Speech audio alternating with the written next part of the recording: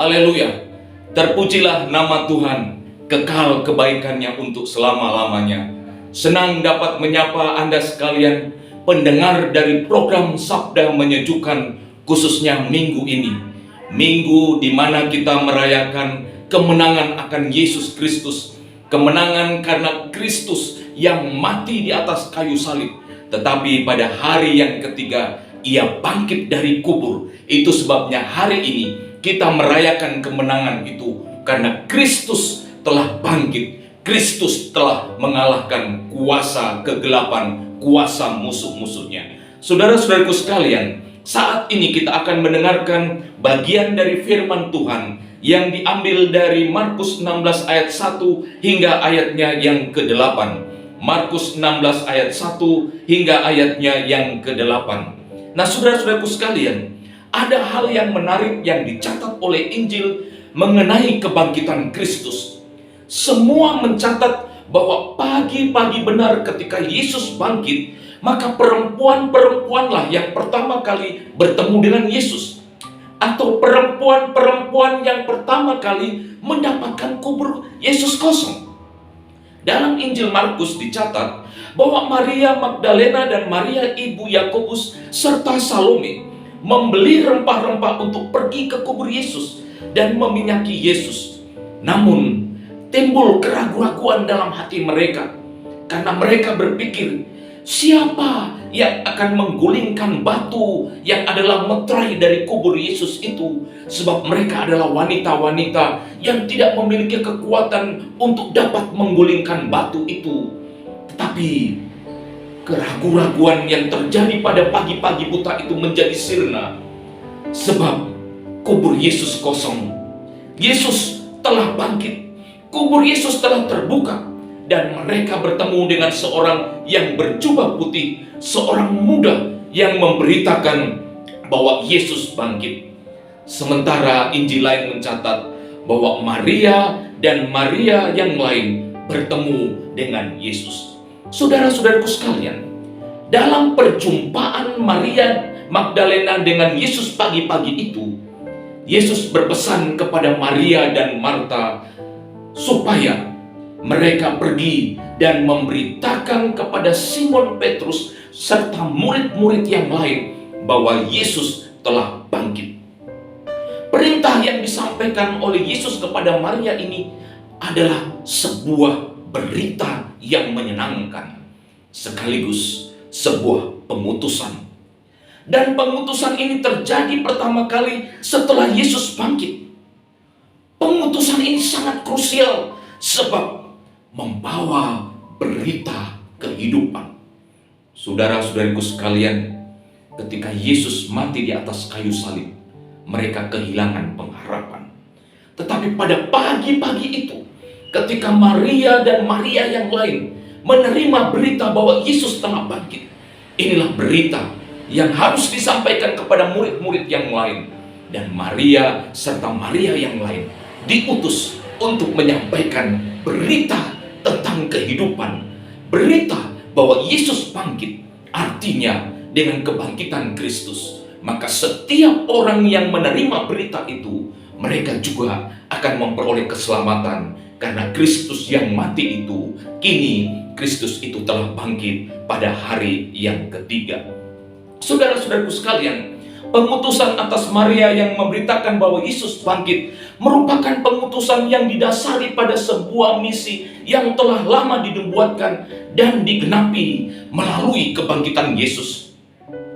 Kebangkitan ini menyatakan bahwa umat manusia telah ditebus dari kuasa dosa, bahwa penebusan itu telah digenapi dan kemenangan telah disampaikan kepada murid-murid dan khususnya kepada Maria dan Maria yang lain pada waktu itu. Saudara-saudariku sekalian, kini maut telah kehilangan kuasanya. Maut telah ditelan kuasanya, sebagaimana dalam 1 Korintus 16 ayat 54 dan 55 mengatakan, maut telah ditelan dalam kemenangan. Hai maut, di manakah kemenanganmu? Hai maut, di manakah sengatmu? Kita lihat di sini bahwa di balik kemenangan atas maut ada sebuah pengutusan. Maria diutus untuk memberitahu kepada murid-murid yang lain bahwa kehidupan itu telah datang. Murid-murid yang lain diutus memberitakan Kristus yang bangkit dari antara orang mati kepada orang-orang yang ada di Yerusalem, Yudea, Samaria, sampai ke ujung bumi. Berita ini mengalahkan kebenaran yang direkayasa oleh para imam yang mengatakan sebelumnya bahwa Yesus tidak bangkit dan bahwa mayat Yesus dicuri oleh murid-muridnya. Itu sebabnya mereka membayar serdadu-serdadu itu untuk menciptakan sebuah rekayasa yang dapat menipu manusia. Tetapi kuasa kebangkitan Kristus tidak dapat ditelan oleh maut. Sebaliknya, maut itu telah ditelan melalui kuasa kebangkitan Kristus. Berita kebangkitan Kristus yang disampaikan langsung kepada Maria Magdalena menegaskan bahwa seluruh rancangan Allah harus digenapi, dan Allah mau memakai murid-muridnya untuk menggenapi rancangannya yang belum selesai dikerjakan, yaitu Injil untuk seluruh bangsa, keselamatan bagi semua umat manusia, damai sejahtera menjadi bagian hidup manusia, sambil menantikan kegenapan dari segala sesuatu, yaitu kedatangan Kristus yang kedua kali. Bila demikian, saudara-saudaraku sekalian, apa relevansinya berita tentang kehidupan bahwa Yesus bangkit?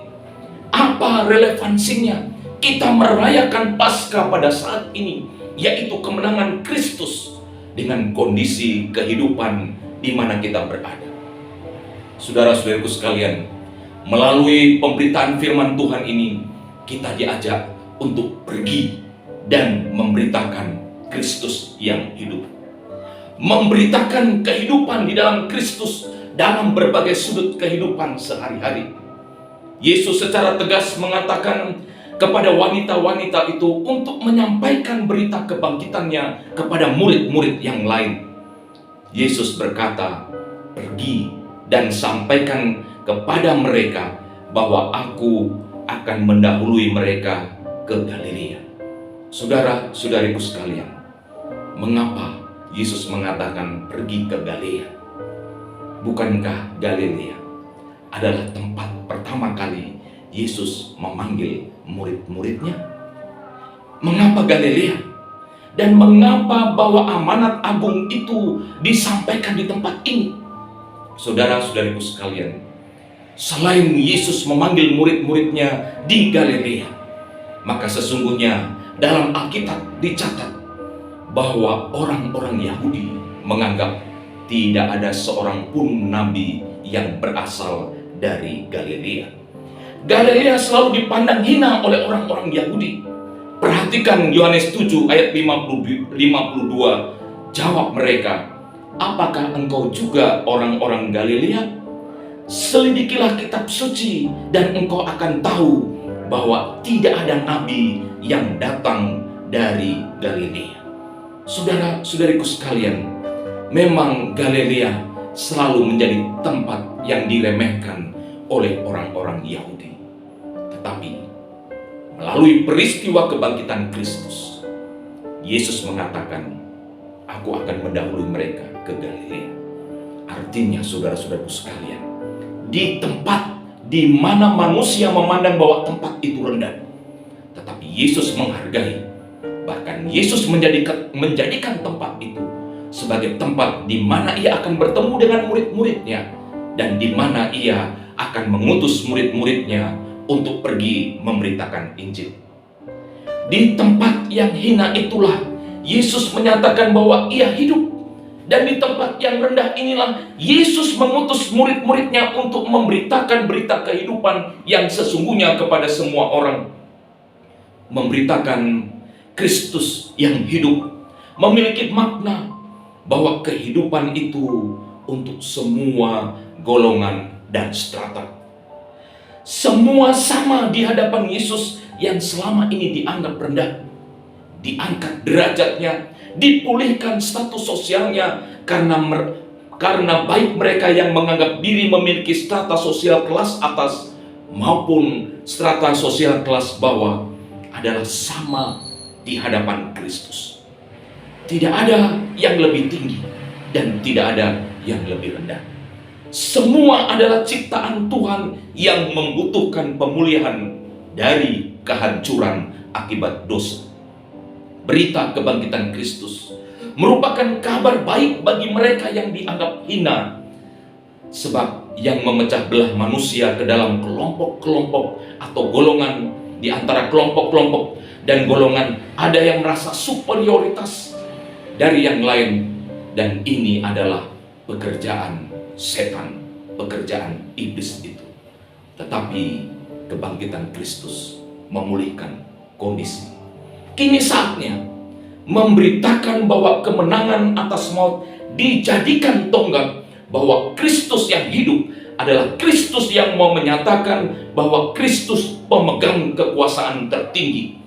Ia bukan lagi wujud sebagai hamba yang menderita.